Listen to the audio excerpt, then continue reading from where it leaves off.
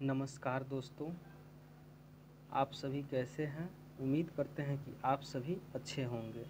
दोस्तों, हमारा टॉपिक है आज का परसेंटेज। परसेंटेज के बारे में सीखेंगे।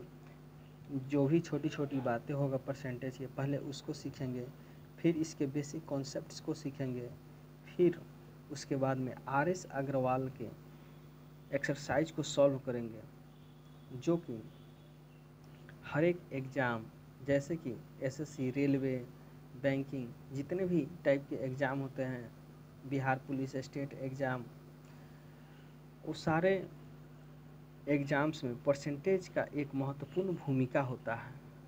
हमेशा इससे कहीं ना कहीं क्वेश्चन आता ही आता है, किसी न किसी फॉर्मेट में। तो यह बहुत इम्पोर्टेंट टॉपिक बन जाता है। तो आइए हम सबसे पहले परसेंटेज के बेसिक टर्म्स को जानते हैं। ठीक है, तो हमारा टॉपिक क्या हो गया? परसेंटेज। परसेंटेज इसी को हिंदी में कह सकते हैं प्रतिशतता। प्रतिशत या प्रतिशतता कहते हैं, प्रतिशत या प्रतिशतता कह सकते हैं। ठीक है, इसका जो रूल होता है आइए हम सीखते हैं। जैसे कि आप कहीं भी सुनते होंगे कि 100%, 100% मतलब होता है 100% मतलब होता है एक यूनिट, एक यूनिट के इक्वल होता है। ठीक है, और 100% का वैल्यू एक यूनिट के बराबर कैसे होता है, आइए हम इसको आज सीखते हैं। तो इसका रूल होता है 100 के 100 यहाँ पे लिख दिए। प्रतिशत जब भी हटता है तो बट्टा में 100 आ जाता है। ठीक है, तो यहाँ से 100 से 100 अगर काट देते हैं तो यहाँ पे क्या 1 आ जाएगा। तो आप यहाँ से प्रूफ देख सकते हैं कि 100% बराबर 1 होता है। ठीक है, इसी प्रकार अगर कोई वैल्यू दे देता है, अगर आपको दे देता है 1/2, ठीक है, 1/2 इज इक्वल टू क्या होता है? ठीक है, कितना प्रतिशत के बराबर होता है? तो एक तो बेसिक मेथड यह होता है कि इसमें 100 से मल्टीप्लाई अगर कर देते हैं तो परसेंटेज का साइन आ जाता है। ठीक है, तो 2 से 100 को काटेंगे, कितना टाइम्स जाएगा? 50 बार में कट जाएगा। ठीक है, तो यह किसके बराबर हो जाएगा? 50% के वैल्यू हो जाएगा। ठीक है, एक तो आप इस तरह से कर सकते हैं। दूसरा वैल्यू होता है एक यूनिट बराबर 100%। ये हमने पीछे देखा हुआ है। तो अगर दोनों तरफ 2 से डिवाइड कर दें तो क्या डायरेक्ट मेरे पास आ जाएगा 1/2 बराबर 100/2 मतलब 50%। ठीक है, इसी प्रकार अगर हम यहाँ पे 1/4 कर देते हैं, ठीक है, तो 100 में अगर 4 से डिवाइड करेंगे तो कितना आ जाएगा? 25%। 25 मरतबे कट जाएगा तो यहाँ पे 25% हो जाएगा।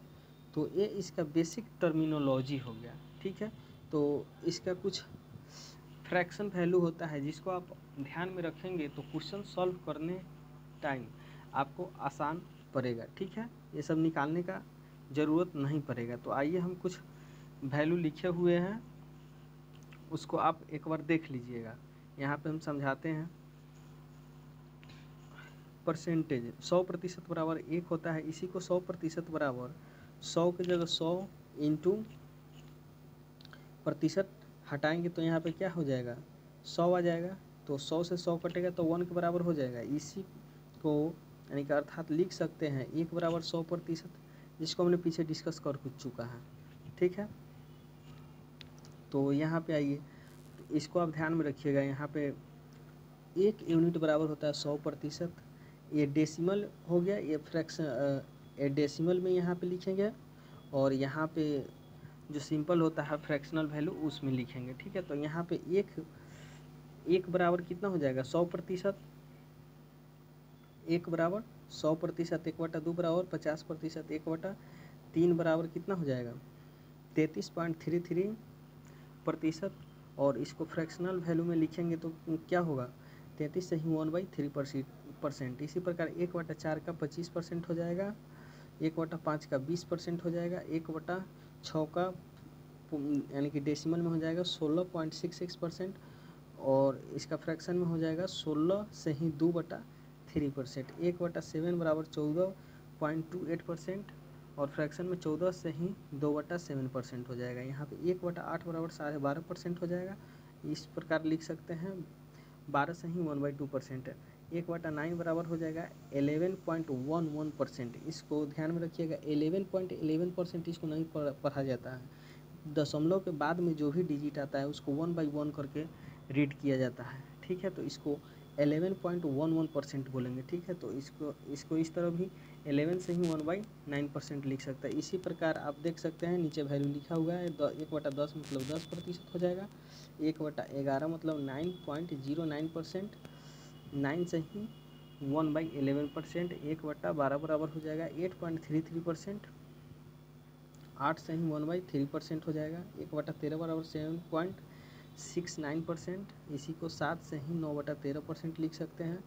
1/14 बराबर हो जाएगा क्या 7.1428%, 7 से ही 7 से ही 1/7% हो जाएगा।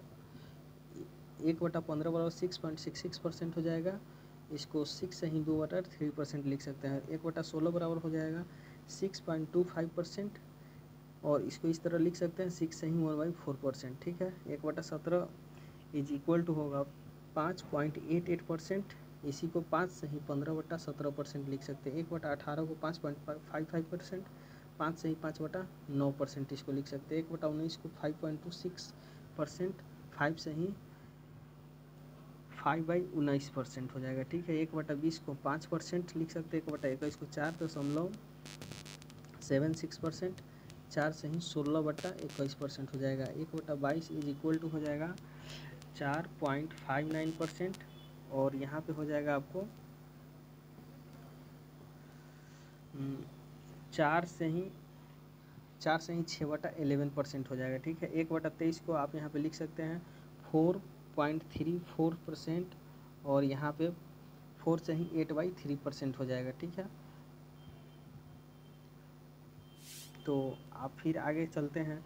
1/24 इज इक्वल टू हो जाएगा 4.16%, और 4 से ही 1/6%। 1/25 को 4% लिख सकते हैं। 1/30 को 3.33%, और 3 से ही 1/3% लिख सकते हैं। 1/40 को 2.5%, और 2 से ही 1/2% हो जाएगा, ठीक है। तो ये सब वैल्यू जो होता है आपको याद करने के लिए आप क्या कीजिएगा, इसको एक पेज पे लिख लीजिएगा, और आप जहाँ पढ़ रहे होंगे जिस स्टडी टेबल के पास या जहाँ भी, तो वहाँ पे इसको चिपका दीजिएगा, और इसको बार बार देखते रहिएगा, जिससे कि आपको ध्यान में रहेगा। तो आइए कुछ इस पर क्वेश्चन कर लेते हैं।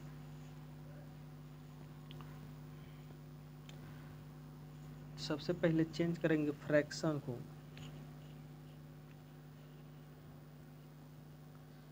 फ्रैक्शन टू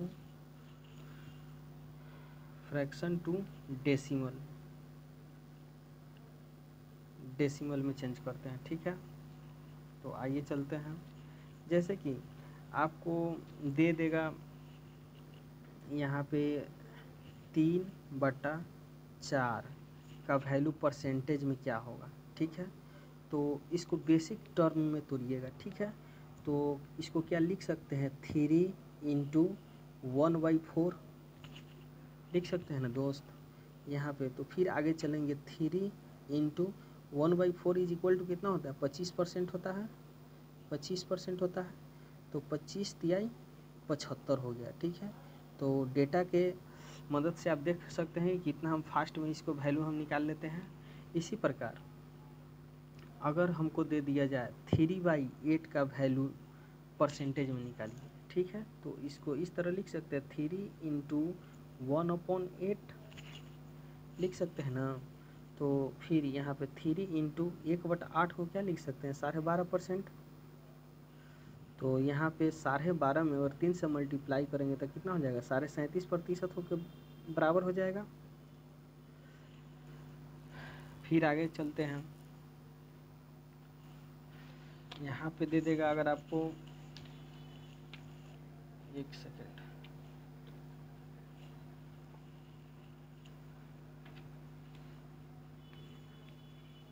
अगर 9/11 दे दें, ठीक है, इसको फ्रैक्शन में हमको परसेंटेज में चेंज करना है, तो यहाँ पे क्या लिखेंगे, 9 × 1/11। इसी को क्या इस प्रकार लिख सकते हैं, 9 × 1/11 का क्या होता है परसेंटेज वैल्यू, 9.09% होता है, ठीक है। तो इसको मल्टीप्लाई करेंगे तो कितना हो जाएगा, 9×9 81.81% के बराबर हो जाएगा, ठीक है। तो यहाँ पे फिर आगे की ओर चलते हैं। 2 क्वेश्चन आपके लिए देते हैं, आप इसका आंसर कमेंट बॉक्स में दीजिएगा। 2/3 का वैल्यू परसेंटेज में क्या होगा, ठीक है।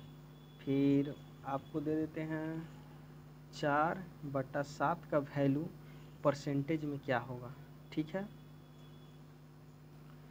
तो इस 2 का आंसर आप कमेंट कीजिएगा।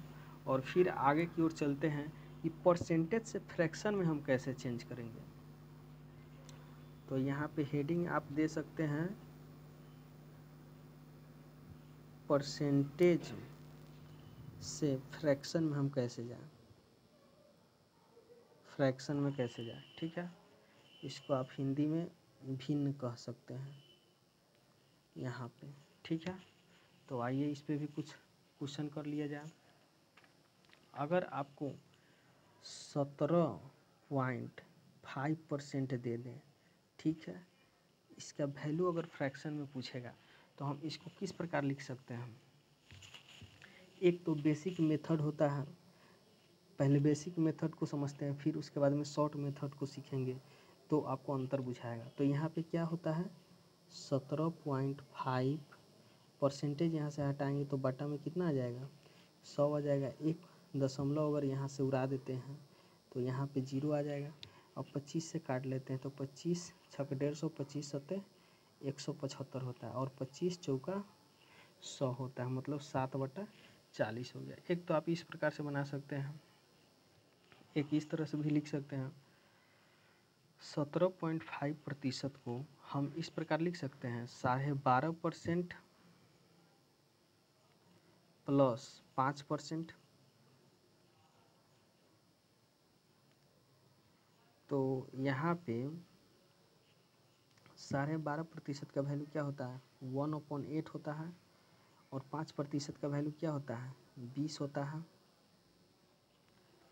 20 होता है यहाँ पे, ठीक है। 8 और 20 का एलसीएम क्या होता है, 40 होता है, ठीक है। 8 से 40 कितना टाइम्स कटेगा, 5 टाइम्स कटेगा, ठीक है। 8 × 40 प्लस 20 से 40 क्या मरतबे, 2 मरतबे जाएगा, तो 5 और 2 7/40 यहाँ पे निकल करके आंसर आ जाएगा, ठीक है। तो इस तरह से भी आप कर सकते हैं, इसी प्रकार करिएगा तो आपको ज़्यादा आसान पड़ेगा, ठीक है। यहाँ पे आप एक और हम क्वेश्चन देते हैं और इसको सीखते हैं कि किस प्रकार इसको जल्दी में हम सॉल्व कर सकते हैं, ठीक है। तो इसको अगर 23.33% अगर दे दें और फ्रैक्शन में चेंज करने के लिए कहे तो इसको 2 पार्ट में हम ब्रेक करेंगे, ठीक है। इसको 20% प्लस 3.33% हो जाएगा, परसेंटेज हो जाएगा, ठीक है। 20% का फ्रैक्शन वैल्यू कितना होता है, 1/5 होता है। 3.33% का फ्रैक्शन वैल्यू कितना होता है, 1/30 होता है, ठीक है। तो यहाँ पे आप इसको ऐड कर सकते हैं, 1/5 प्लस 1/30, 30 और 5 का एलसीएम कितना हो जाता है, 30 हो जाएगा यहाँ पे। तो 5 से 30 6 मरतबे कट जाएगा, और यहाँ पे 30 से 30 1 मरतबे चल जाएगा, 6 1 7, मतलब 7/30 यहाँ पे हमारा आंसर आ गया, ठीक है। इसी प्रकार फिर आगे की ओर 1-2 क्वेश्चन और प्रैक्टिस कर लेते हैं। यहाँ पे आइएगा क्वेश्चन नंबर, आगे की ओर चलते हैं। क्वेश्चन आपको दे देता है 46.66%। ठीक है, तो इसको आप किस प्रकार दो पार्ट में इसको ब्रेक कर दीजिए। एक 30% प्लस 16.66% के वैल्यू चेंज करेंगे तो 1/30 पर यानी कि 30% कितना होता है 3/10 प्लस 16.66 का वैल्यू क्या होता है 2/3। तो यहाँ पे एलसीएम 10 और 3 का एलसीएम कितना हो जाएगा 30 हो जाएगा। तो यहाँ से 10 से 30 3 मरतबे 3 तिहाई 9 हो जाएगा। फिर प्लस 3 से 30 10 मरतबे हो जाएगा, 10 से 10 दूनी 20 हो जाएगा। तो यहाँ पे कितना हो जाएगा 20 और 9 29/30 हमारा आंसर हो जाएगा यहाँ पे। ठीक है, फिर आगे की ओर चलते हैं। यहाँ पे एक और क्वेश्चन हम देख लेते हैं। अगर हम यहाँ पे दे दें 82% का वैल्यू फ्रैक्शन में क्या होगा, तो इसको दो पार्ट में तोड़ दीजिए। 80% प्लस 2.5%। ठीक है, 80% का फ्रैक्शन वैल्यू क्या होता है 4/5 प्लस 2.5% का कितना होता है 1/40 होता है। 40 और 5 का एलसीएम क्या हो जाएगा 40 आ जाएगा। 5 से 40 8 मरतबे हो जाएगा, 8 चौका 32 प्लस 40 से 1 मरतबे हो जाएगा और यहाँ पे 1 हो जाएगा। तो 32 1 कितना हो जाएगा 33/40। ठीक है, तो उम्मीद करते हैं कि यह कॉन्सेप्ट आपको समझ में आया होगा। इस पर बेस्ड हम आपको कुछ क्वेश्चन देते हैं, उसका 2 क्वेश्चन देते हैं, ज़्यादा नहीं। उसका जवाब आप कमेंट बॉक्स में दे दीजिएगा। ठीक है, अगर आपको समझ में आया है, अगर नहीं समझ में आया है तो वीडियो को दोबारा देखिएगा। ठीक है, पक्का समझ में आ जाएगा। तो यहाँ पे हम आपको दे देते हैं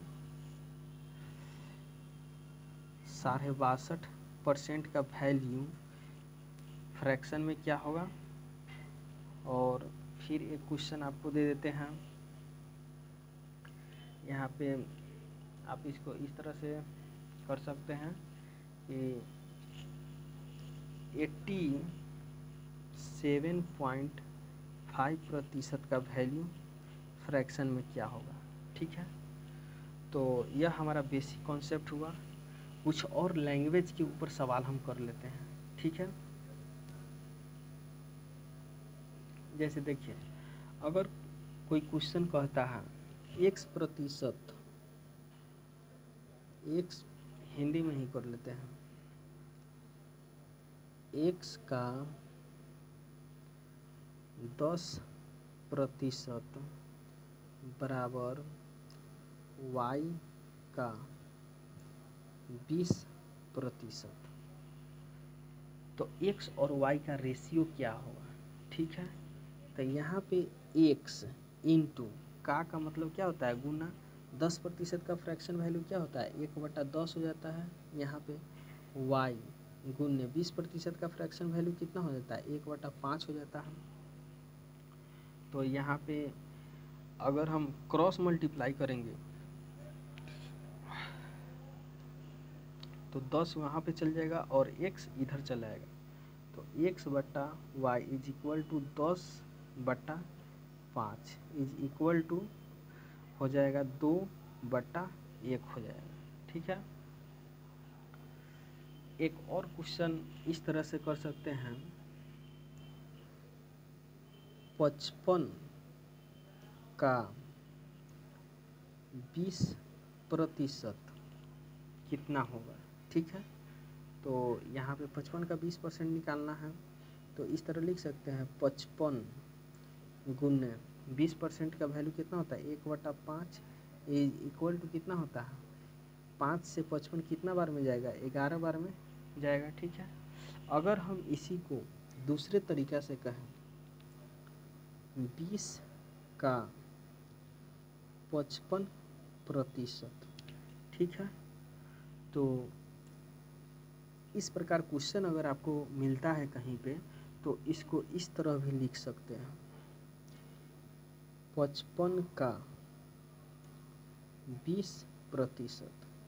यह दोनों बात का मतलब सेम ही है, ठीक है। अगर आप इसको कहिएगा तो प्रूफ कर देते हैं। जैसे 20 का 55% है पहला वाला, 20 का 55% हो गया, ठीक है। तो और यहाँ पे कह रहा है 55 का 20%, तो यहाँ पे 55 गुना 20/100।